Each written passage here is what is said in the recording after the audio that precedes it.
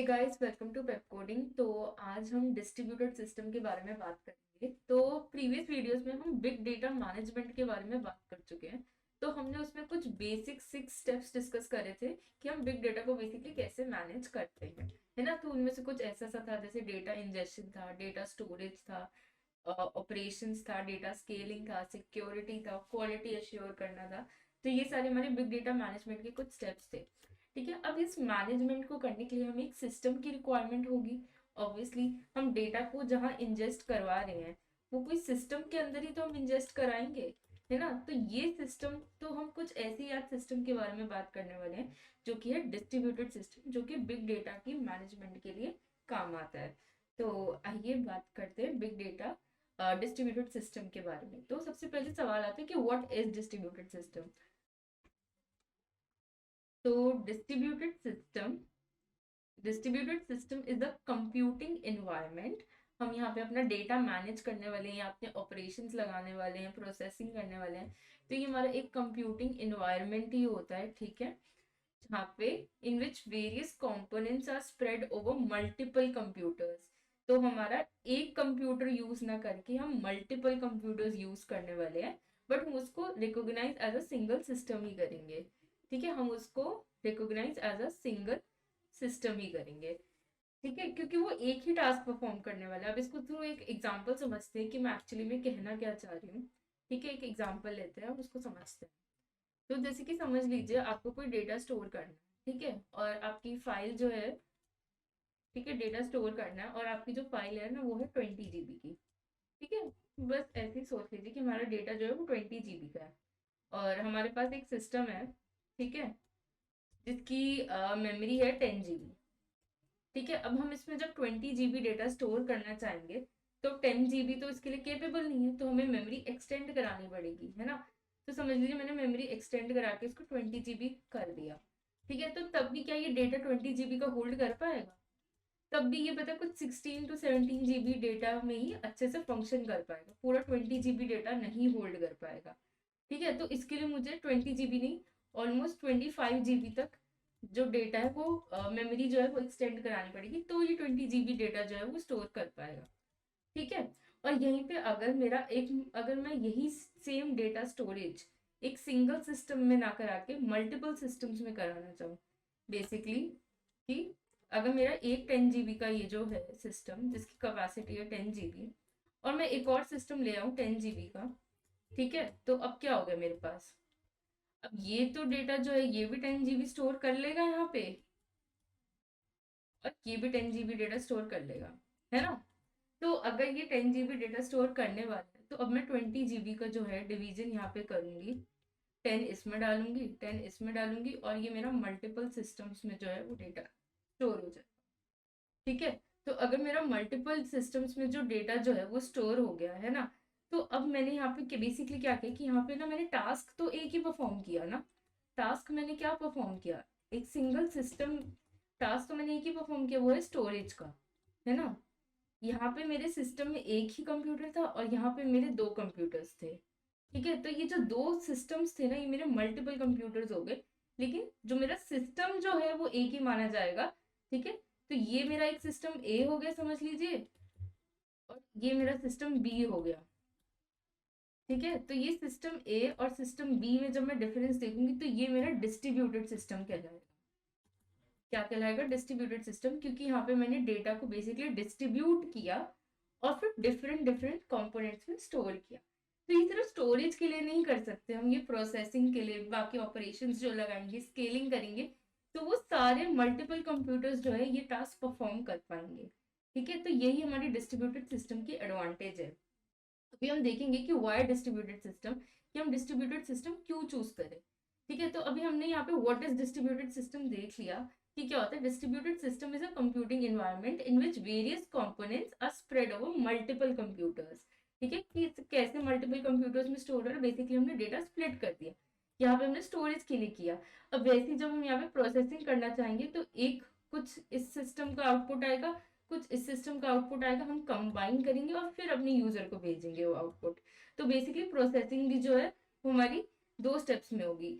अब और इसी को हम as a single system recognise करेंगे। अब कभी कभी आप सोचेंगे कि यार ये तो कॉस्ट इफेक्टिव तो है नहीं, ये तो मुझे लग रहा है ज्यादा महंगा ही पड़ेगा कि हम डेटा को स्टोर करने के लिए दो सिस्टम्स ला रहे हैं, और जबकि हम एक सिस्टम में काम कर सकते हैं, मेमोरी एक्सटेंड करा लो, मेमोरी तो जल्दी एक्सटेंड हो जाती है, जल्दी कम पैसों में एक्सटेंड हो जाती है। बट यहाँ पे जो हम बात कर रहे हैं ना, वो हम किसकी बात कर रहे हैं, बिग डेटा की बात कर रहे हैं। तो बिग डेटा सिर्फ 20 GB थोड़ी होगा, बहुत सारा मेमोरी होगा ऑब्वियसली। और अगर हम इसको एक ही सिस्टम में स्टोर करने जाएंगे ना, तो हमें हाई कंप्यूटेशनल पावर वाला कंप्यूटर चाहिए होगा, बेसिकली हाई रिलायबिलिटी वाला कंप्यूटर। और जितना हाई रिलायबिलिटी वाला कंप्यूटर होगा, उतनी हाई मतलब उतनी हाई कॉस्ट होगी उसकी मेमोरी की, है ना। जितना हाई रिलायबिलिटी वाला कंप्यूटर, उतनी हाई कॉस्ट होगी हमारी मेमोरी की। ठीक है, और एक हमारा ये भी पॉइंट आ जाता है, तो फिर ये कॉस्ट इफेक्टिवनेस को एक्चुअली में कम कर देगा। और अगर इंस्टेड हम इसको मल्टीपल सिस्टम्स में स्टोर करेंगे ना, तो क्या होगा कि हम जल्दी से इसको एक तो एक्सेस भी कर पाएंगे, और ये हमारे जो होंगे ना चीप हार्डवेयर होंगे, ये बहुत एक्सपेंसिव वाले हार्डवेयर नहीं होंगे। ठीक है, क्योंकि हम डेटा तो इसमें कुछ लिमिटेड ही स्टोर करने वाले, बाकी हम बांट दे रहे हैं, है ना। तो ये जो स्प्रेडिंग ऑफ डेटा, ये डिस्ट्रीब्यूशन सिस्टम का ही मेन जो है फैक्टर है।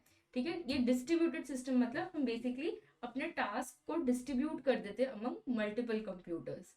ठीक है, अब आता है वाई डिस्ट्रीब्यूटेड सिस्टम, हम क्यों कर रहे हैं डिस्ट्रीब्यूशन अपने सिस्टम में। ठीक है, एक तो हमने कॉस्ट इफेक्टिवनेस का पॉइंट निकाल ही लिया कि अगर हम बिग डेटा की स्टोरेज करने जाएंगे एक ही सिस्टम में, तो वो मेमोरी जो हमारा ज्यादा लेने वाला है, ठीक है, उसकी कॉस्ट बहुत ज्यादा बढ़ती जाएगी। ठीक है, अब हम जरा बात करते हैं कि why big data, why distribution system. ठीक है, कि हम डिस्ट्रीब्यूशन सिस्टम लगाए ही क्यों, इसकी क्या एडवांटेजेस है। ठीक है, तो ये reduces the risk of single point failure. ठीक है, reduces the risk of single point failure, इसका मतलब क्या है कि जैसे समझ लीजिए कि मेरी एक जगह कंप्यूटर ए में फाइल भी स्टोर्ड है, कंप्यूटर बी में भी फाइल स्टोर्ड है, और सी में भी कुछ इंपॉर्टेंट डेटा स्टोर्ड है। ठीक है, अगर मेरा ए जो है वो सिस्टम फेल हो जाता है, ठीक है, तो मेरा बी और सी में भी वो जो आधा डेटा तो रहेगा ही। तो अगर ए फेल हो गया, तो इसका मतलब ये नहीं है कि बी और सी भी फेल हो जाएंगे, इनमें आपस में कोई रिलेशन नहीं होगा, although they are part of a system, but B और सी जो है वो फाइन करते रहेंगे, अपना वर्किंग इनकी फाइन रहेगी, है ना। तो इस वजह से अगर एक पॉइंट में फेल आता है, तो हमारा पूरा सिस्टम डिसरप्ट नहीं हो जाता। तो ये है एक एडवांटेज ऑफ डिस्ट्रीब्यूटेड सिस्टम का। ठीक है, उसके बाद नेक्स्ट आता है मोर रिलायबल। अब हमने देख ही लिया क्यों रिलायबल है, ये बेसिकली हमारा टास्क जो है एक तो डिस्ट्रीब्यूट हो रहा है, मोर एफिशिएंटली काम हो रहा है हमारा। ठीक है, एक ही सिस्टम पे सारा प्रेशर नहीं है, बेसिकली हमारा काम जो है बढ़ रहा है, तो जिस वजह से एफिशिएंसी बढ़ जाती है, जिस वजह से रिलायबिलिटी भी बढ़ जाती है। ठीक है, नेक्स्ट आता है बेटर प्रोसेसिंग। बेटर प्रोसेसिंग तो हम बात कर ही चुके हैं, डिस्ट्रीब्यूटेड सिस्टम्स है ना, तो डिस्ट्रीब्यूशन हो रहा है, तो फिर मतलब क्या हो रहा है, हमारा टाइम भी कम कंज्यूम होगा, तो जिस वजह से फास्ट प्रोसेसिंग होगी और फास्टर रिजल्ट जो है वो जनरेट होगा। ठीक है, नेक्स्ट हमारा कॉस्ट इफेक्टिव। कॉस्ट इफेक्टिव के बारे में भी हमने बात करी थी। कॉस्ट इफेक्टिव में हमने क्या बात करी थी कि मेमोरी जो है अगर हाई रिलायबल कंप्यूटर्स की बढ़ाना चाहेंगे, तो वो ज्यादा कॉस्ट लेगी एज कम्पेयर टू अगर हम अपने नॉर्मल कमोडिटी हार्डवेयर की मेमोरी बढ़ाना चाहेंगे, तो वो कम कॉस्ट लेगी, क्योंकि हम बेसिकली कमोडिटी हार्डवेयर इंक्रीज कर देंगे, है ना, तो हमारी मेमोरी भी इंक्रीज हो जाएगी। इसको हम स्केलिंग आउट भी बोलते हैं, अगर आपको याद हो तो। इसको हम स्केलिंग आउट बोलते हैं कि हम कमोडिटी हार्डवेयर इंक्रीज कर देते हैं अपने डेटा को स्केल करने के लिए, जिस वजह से कॉस्ट इफेक्टिवनेस बढ़ती है। रिडंडेंसी, रिडंडेंसी का मतलब आपको पता ही होगा कि हम डेटा को रेप्लिकेट करते हैं। ठीक है, तो जैसे कि हमने देखा था कि 10 GB का जो डेटा, जैसे 20 GB का जो डेटा था, उसको जब हम 10 GB में बांट रहे थे, है ना, तो सिर्फ इसकी एक दो कॉपीज नहीं बनेगी, बेसिकली ये ए पार्ट हो गया, ये बी पार्ट हो गया, तो ए की भी दो कॉपीज जनरेट होंगी, और ठीक है, और बी की भी, ताकि अगर हमारे को डेटा लॉस हो जाता है या फिर एक सिस्टम फेल हो जाता है, तो हमारे पास कॉपीज रहेंगी और हम उससे डेटा प्रोसेसिंग जो है वो कर पाएंगे, तो हमारा डेटा लॉस होने के चांसेस भी कम हो जाते हैं रिडंडेंसी की वजह से। अब देखते हैं फॉल्ट टॉलरेंस क्या होता है। तो फॉल्ट टॉलरेंस का मतलब ही वही है कि अगर हमारा एक सिस्टम जो है वो डिसरप्ट हो जाता है, तो इसका मतलब ये नहीं है कि हमारा पूरा जो सिस्टम है, मतलब अगर हमारा एक कंप्यूटर जो है वो डिसरप्ट हो जाता है, तो इसका मतलब ये नहीं कि पूरा सिस्टम डिसरप्ट हो जाए। ठीक है, पूरा सिस्टम जो होगा वो it will be working fine, तो जिसकी वजह से इसको हम फॉल्ट टॉलरेंस बोलते हैं, कि हमारा सिस्टम जो है वो फॉल्ट जो है वो टॉलरेट कर सकता है और तब भी सही काम करता रहेगा और हमें सही आउटपुट ला के देगा, which is very necessary for big data management. के लिए हमें ऐसा सिस्टम होना बहुत नेसेसरी है। तो यही हमारे डिस्ट्रीब्यूटेड सिस्टम के जो थे वो एडवांटेजेस थे। हमने देखा डिस्ट्रीब्यूटेड सिस्टम होता क्या है, कि उसको मल्टीपल कंप्यूटर्स में हम डेटा को स्प्रेड करते हैं, और क्यों हमने डिस्ट्रीब्यूटेड सिस्टम चूज किया, क्योंकि उसके इतने सारे जो है वो एडवांटेजेस है। तो आई होप आपको डिस्ट्रीब्यूटेड सिस्टम थोड़ा क्लियर हुआ होगा कि हम बिग डेटा मैनेजमेंट में डिस्ट्रीब्यूटेड सिस्टम क्यों लगाने वाले हैं एंड इसके एडवांटेजेस क्या है और होता क्या है बेसिकली। तो आज की वीडियो में इतना ही।